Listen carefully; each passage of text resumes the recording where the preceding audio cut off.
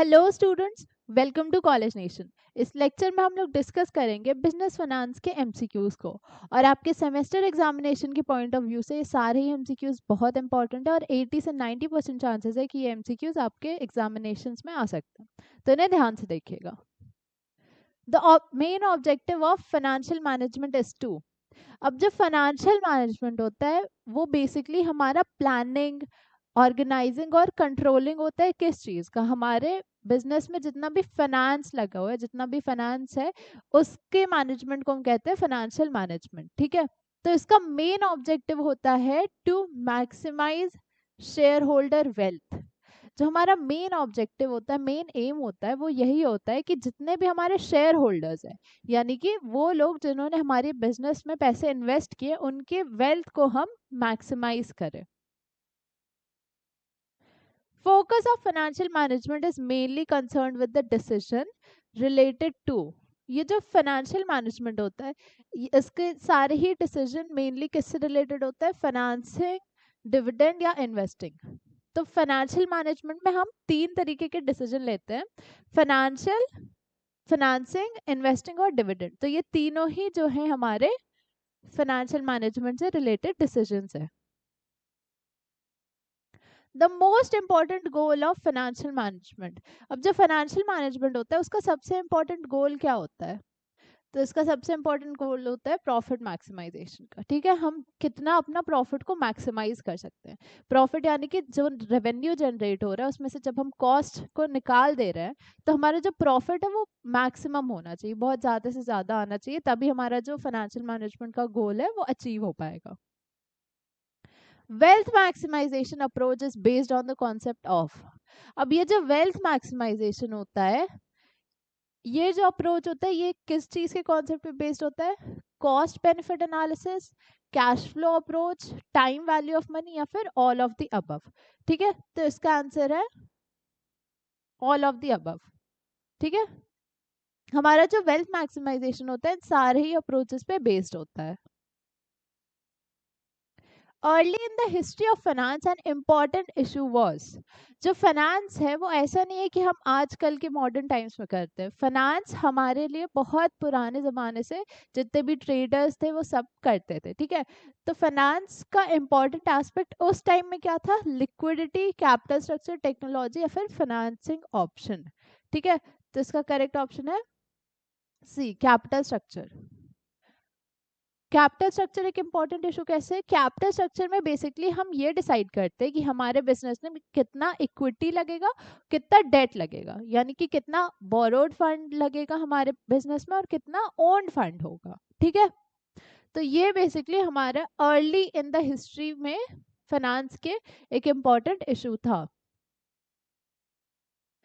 Is concern with the duties of the financial manager in the business firm. अब जो financial manager होता है एक बिजनेस फर्म का, उसके क्या ड्यूटीज होते हैं? Financial management, personal management, accounting management या फिर मर्जर। तो इसका करेक्ट ऑप्शन है फाइनेंशियल मैनेजमेंट। अब ये नाम से ही समझ में आ रहा है ये क्या है? फाइनेंशियल मैनेजर है, तो इसका काम क्या होगा? फाइनेंशियल मैनेजमेंट का। Dash maximization objectives fail to recognize quality of benefits, that is risk factor। ठीक है, अब ऐसा कौन सा मैक्सिमाइजेशन ऑब्जेक्टिव है जो हमारा रिस्क फैक्टर को रिकॉग्नाइज नहीं करता है? ठीक है, तो इसका करेक्ट ऑप्शन है profit maximisation. For maximising the profit the cost should be. अब प्रॉफिट क्या होता है? प्रॉफिट हमारा जितना भी रेवेन्यू आया है उसमें से जब हम कॉस्ट को डिडक्ट कर देते हैं, कॉस्ट को निकाल देते हैं उस रेवेन्यू में से, तो हमारा प्रॉफिट बचता है। ठीक है, तो हम अगर हमें अपना प्रॉफिट को मैक्सिमाइज करना है तो हमें अपने कॉस्ट को कम से कम रखना होगा, सो दैट जितना हम रेवेन्यू अर्न कर रहे हैं उसमें बहुत ज्यादा पार्ट जो है वो किसका हो? प्रॉफिट का, ना कि कॉस्ट का। तो the cost should B minimised. The Dash approach of financial management provides analytical framework for financial problem।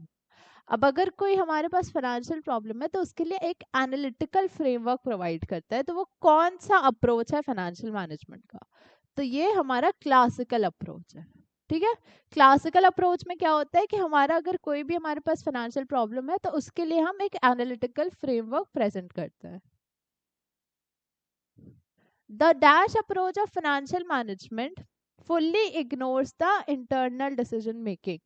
अब ऐसा कौन सा अप्रोच है? फाइनेंशियल मैनेजमेंट के दो अप्रोचेस होते हैं, एक मॉडर्न और एक ट्रेडिशनल, ठीक है। तो ऐसा कौन सा अप्रोच है फाइनेंशियल मैनेजमेंट का जिसमें इंटरनल डिसीजन मेकिंग को फुल्ली इग्नोर कर देते हैं? तो इसका करेक्ट ऑप्शन है ट्रेडिशनल। जो पुराने ज़माने में यानी कि जो ट्रेडिशनल फाइनेंस का अप्रोच था उसमें हम जितना भी इंटरनल डिसीजन मेकिंग था सबको इग्नोर कर देते थे। फिर जो मॉडर्न अप्रोच आया उसमें इसी प्रॉब्लम का सोल्यूशन निकला, और मॉडर्न में हम अपना इंटरनल बिजनेस को भी ध्यान में रख के सारा फाइनेंशियल मैनेजमेंट करते हैं। The financial management function has become dash and complex. जो फाइनेंशियल मैनेजमेंट का फंक्शन है वो आजकल के टाइम में कैसा है? Less demanding, less important, more demanding या फिर आउटडेटेड? तो इसका करेक्ट ऑप्शन है मोर डिमांडिंग। आजकल के टाइम में जितना भी हमारा फाइनेंशियल मैनेजमेंट है उसकी डिमांड बढ़ती जा रही है, ठीक है। तो स्टूडेंट्स, अगर आप अपने सेमेस्टर एग्जाम की प्रिपरेशन को और बेटर करना चाहते हैं तो आप आज ही हमारे कॉलेज नेशन के ऐप पे ये कोर्स चेकआउट कर सकते हैं, जिसमें हम आपके सेमेस्टर एग्जाम के लिए सारी प्रिपरेशन कराएंगे। सारे रिकॉर्डेड लेक्चर्स होंगे, एमसीक्यूज होंगे, नोट्स प्रोवाइडेड होंगे, और ये सब कुछ सिर्फ और सिर्फ 499 में। तो आप ये कोर्स ज़रूर से हमारे कॉलेज नेशन के ऐप पे चेकआउट कर सकते हैं। Thank you.